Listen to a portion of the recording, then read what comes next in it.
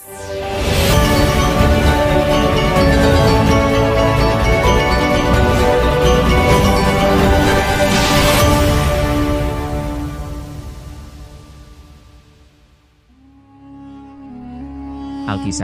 sebelum masuk Islam, Tamim Ad-Dari berlayar bersama 30 orang dari kabilah Lahm dan Judzam. Mereka menumpang sebuah kapal besar, lalu tiba-tiba badai dahsyat mengguncang. Ombak menghantam tanpa henti, membuat kapal itu terombang-ambing selama sebulan penuh di tengah laut. Akhirnya, mereka terdampar di sebuah pulau yang asing. Pulau itu penuh pepohonan rimbun, sunyi, dan menyimpan hawa mencekam. Ketika turun dari kapal, tiba-tiba muncul sosok aneh. Tubuhnya penuh bulu, begitu lebat hingga tak jelas mana wajah, mana punggung. Mereka ketakutan, lalu bertanya, "Celaka, makhluk apakah engkau ini?" Makhluk itu menjawab, "Aku adalah Al-Jassasah. Pergilah, temuilah laki-laki di biara itu. Ia sangat ingin tahu kabar kalian." Dengan hati gemetar, mereka berjalan menuju bangunan tua yang ditunjuk.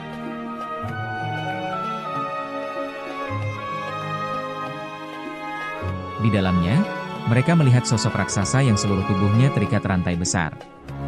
Tangan, leher, dan kakinya terbelenggu kuat. Meski terikat, sorot matanya tajam dan menakutkan. Laki-laki itu berkata, "Ceritakan kepadaku, siapa kalian?" Mereka menjawab, "Kami orang Arab. Kami naik kapal, lalu ombak mengguncang kami selama sebulan hingga terdampar di pulau ini. Di sini kami bertemu makhluk berbulu bernama Al-Jassasah, ia membawa kami kepadamu." Laki-laki itu bertanya lagi, "Ceritakan kepadaku tentang kebun kurma Baisan, apakah masih berbuah?" Mereka menjawab, "Ya, masih berbuah." Ia berkata, "Kelak ia tidak akan berbuah lagi." Ia bertanya, "Ceritakan tentang Danau Tabariyah, apakah masih ada airnya?" Mereka menjawab, "Ya, airnya masih banyak." Ia berkata, "Kelak ia akan kering." Ia bertanya lagi, "Ceritakan kepadaku tentang mata air Zughar, apakah masih ada airnya? Apakah penduduk menanam dengan air itu?"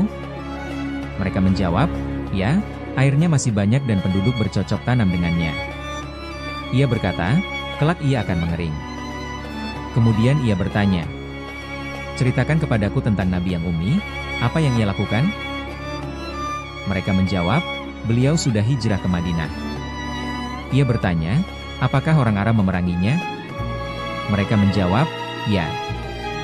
Ia bertanya, "Bagaimana hasilnya?" Mereka menjawab, "Beliau menang, dan kini banyak orang mengikuti beliau." Mendengar itu, lelaki terikat itu berkata, "Ketahuilah, taat kepadanya adalah yang terbaik bagi mereka." Lalu ia menatap mereka dengan sorot mengerikan, dan berkata, "Aku adalah Al-Masih Ad-Dajjal. Aku hampir diizinkan keluar.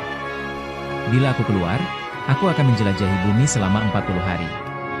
Tidak ada satu negeri pun yang luput dariku, kecuali Makkah dan Taibah, yakni Madinah. Keduanya diharamkan bagiku. Setiap kali aku berusaha masuk ke dalamnya, malaikat akan menghalangiku dengan pedang yang terhunus." Tamim dan rombongannya gemetar. Mereka sadar, makhluk inilah fitnah terbesar menjelang kiamat. Setelah lolos dari pulau itu, Tamim akhirnya masuk Islam. Ia pun menceritakan semuanya kepada Rasulullah. Nabi segera mengumpulkan para sahabat di masjid, lalu bersabda, "Kisah Tamim sesuai dengan apa yang pernah aku kabarkan kepada kalian tentang Dajjal. Ia berada di Laut Syam atau Laut Yaman.